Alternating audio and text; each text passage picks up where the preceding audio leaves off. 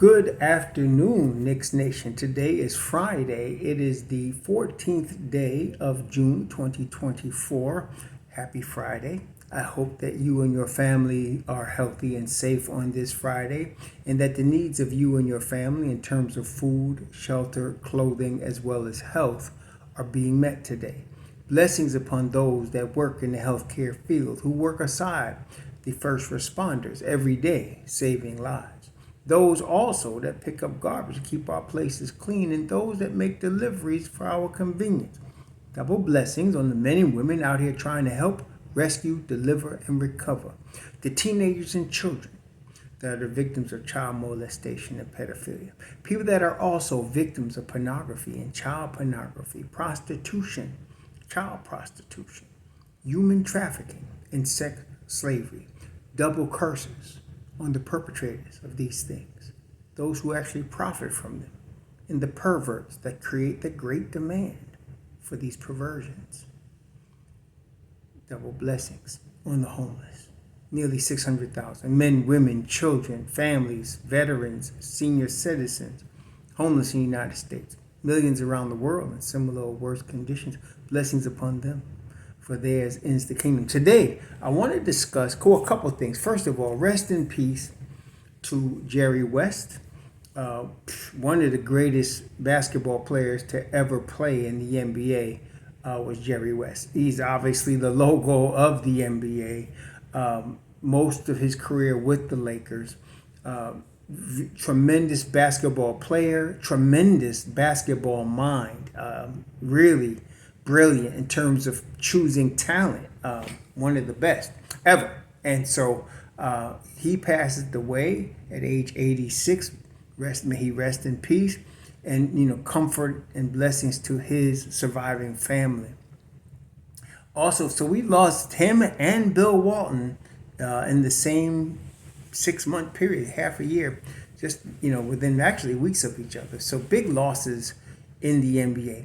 Also, another announcement, Terrence Shannon, who some mock drafts had the Knicks choosing. I never really liked him for the Knicks because of his age. He's a full 20, he'll be 24 in July. And I'm not sure, he's got much more upside left. And I don't think that Don would choose him in the first round because of those things. There's not much upside there. And at the same time, it is not an appropriate time to be thinking a rookie's going to break into the rotation at any point of the rotation. Ryan Dunn has a chance to break into the back of the rotation. That depends on what happens with Bodega 44 and Precious. I believe Precious will return. I just don't know in terms of him being, I'm pretty sure he'll be the 10th guy. Unless the Knicks will get another guy. There's Bodega 44 and there's a bunch of other options. People mentioned Oubre. There's Caruso I talked about before. There's several options for that 9th man. I like Bodega for the spot because after Knicks renounce the rest of his contract this month, they'll only owe him $2 million. They don't have to use the full mid-level exception to bring him back. They could bring him back at maybe $8 more million aside from the 2 he gets, and he'll have a total of 10. So they don't have to use their whole mid-level exception on him. But I like that he already is familiar with the team, familiar with Tibbs, familiar with what's expected of him. A veteran like him needs to come into camp knowing what his role is. That was the problem with Fournier for the last couple of seasons. He was out the rotation. He had no role. And so it was hard for him. He's at that stage of his career to just come in and play off the bench, cold, because he didn't know when he was going to be called. A veteran likes to know where their role is, whatever it is, tell him what it is, and then he'll know where to be ready to play. In this case, if Bodega was to return, he would know he's the 9th man. He would know he's getting about 12 minutes a game, and he would know what's expected of him, and he'd be prepared for that. And he also would know what is expected playing in Tibbs' system. So I like him for those reasons. Are there better talented guys out there? Yes, I think Caruso's more talented. I think Caruso would fit better. But I'm just saying, I don't know who the 9th guy is going to be. We'll see. Again, we'll know a lot by draft night. We'll know a lot by draft night. Speaking of that, I am not concerned with losing OG and Anunoby. I've been saying that from the beginning, the same with Hartenstein. I'm not concerned with losing them. But today I want to focus on the bookend combination of OG Anunoby and Julius Randle. Now, they had limited minutes together this past season, obviously. They spent all of January playing together. And so you had combinations of them together as the two of them. They played together a total of, I want to say, 3-man combinations. These guys played together a total of 349 minutes. Anunoby and Randle. 349 minutes. They were plus 24.6, almost plus 25 in the 349 minutes they played together. And that is why I really insist that the Knicks, and I'm sure they will, it's only, people that want to create cliques that bring up anything else, but the Knicks bring these two guys back and play them together. They're going to do it.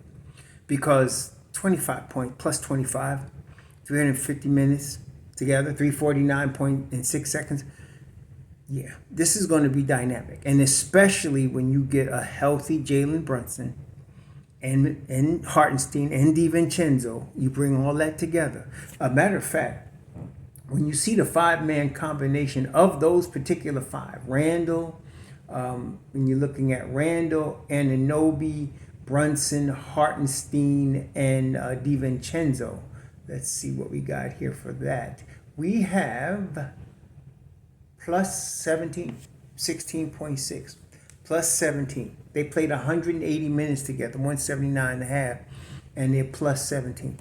You really want these guys. And the thing I like about this stats, even though they're limited, small sample size, these are not rookies.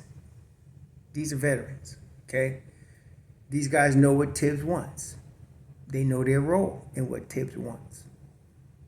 Also, they just came together like Anunoby joined the Knicks at the end of December, like the last day of December.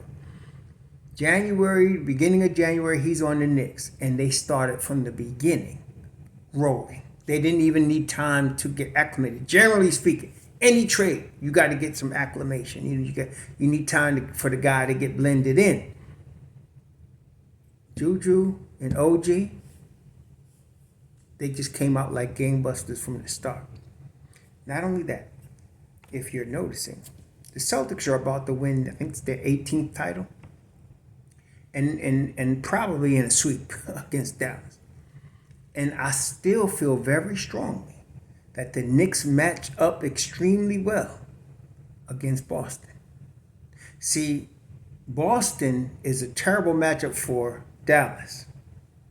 And I really thought Lively and Gafford were going to do a better job guarding Porzingis. Porzingis, when he's there, which wasn't even there the last game, but when he's there, he presents a huge matchup problem because Boston is switching and getting somebody like shorter than him on him, and he's getting what he wants, in the key area. So I thought Dallas would do a better job, but Boston's just a better team. But the Knicks match up very well with Boston. Match up very well with Boston. So I am excited to bring back the same team, especially OG and Juju at the 3 and the 4. Yeah, this is going to be pretty good. We just got to make sure they're healthy. Now, I think they're both going to be 100% healthy for opening night, for training camp. I think they're both going to be 100% healthy. But that's the only if. Okay? You get these two guys back with Brunson. And then you got the supporting cast, as I mentioned. Hartenstein, DiVincenzo, Mitch Robb, Hart, Deuce. That's your rotation. They ain't changing that. I know knuckleheads be coming up with all this, Deuce ain't the playmaker and we need to change this. Because those knuckleheads always exist. I've come to the conclusion there's going to be a certain floor of knuckleheads that exist in Knicks Nation. So I'm used to it. But even if, God forbid, but even if Hartenstein was to leave, I really like James Wiseman as a possibility. I'm not saying Wiseman would come to the Knicks. He is a free agent, though, unrestricted free agent. And I like his talent. He has the talent to become a monster. The problem I had with Wiseman is he was in the Golden State system and didn't do well. Now I'm thinking that's because of maturity, and I'm thinking coming to Detroit and being there really helped him in his maturity level. Now he's a free agent, okay, but he's got the talent to go into a Tibbs system. If he can keep the motor running, yeah, and we could get him much cheaper than Hartenstein. This is the thing. He's still young, right? But he's past the 2-year, 3-year, I'm fouling out all the time stage. And you still have Mitchell Robinson coming off the bench. Yeah. Just to let y'all know, I'm not real worried about Hartenstein. I really am not. But I would be concerned if OG and Julius weren't back together with Brunson. But they are going to be back together. Brunson's going to be there, and the supporting cast I mentioned is going to be there. You bring Hartenstein back, though, and he obviously is familiar with Tibbs, familiar with the system, knows how to run the system, very available. Yeah, we're going to be pretty good. Now, and this is what I'm thinking. If these two guys, namely OG and Ju, can stay healthy for their 65 games, I'm not worried about Ju. I think last year was an anomaly and aberration, for him. I think he'll come back strong with a chip on his big shoulders to prove that he is still 2010 All-Star, All-NBA Juju. But I think Anunoby might give us an All-NBA defensive performance next year if he can get 65 games in. I think he'll be motivated to do that because his money will be involved, plus the All-NBA defensive award will be involved if he needs to get 65 games. So I'm very excited about these two bookends here, Juju and OG. They're going to be dynamite. I don't think really I can't think of a team that can successfully deal with those two guys. That's what I like about it. I can't think of a team. Only thing that can hurt them is injuries, or they're hurting themselves. And I think Julius Randle, I've seen it over the last 2 seasons particularly, has matured to the point where he's not gonna trip out. He understands the stakes here. Okay? And he's still Juju, All-NBA, All-Star dude. So I'm excited about this coming thing. We're going to learn a lot about who else is going to be on the team probably in the next 10 days, actually, because the draft is going to tell you a lot. I still like Ryan Dunn as a certainty. I really still, though, have DeRon Holmes, the second above Dunn, if we can get Holmes. If we can get both of those guys, this is going to be a rough squad for a number of years. And the NBA knows this, but there's still 4 guys. Holmes, Dunn, Ware.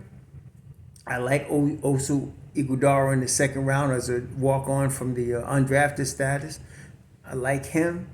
And so I still like those guys, So let's see what happens. I know some of y'all are rooting, forgot your favorite guys.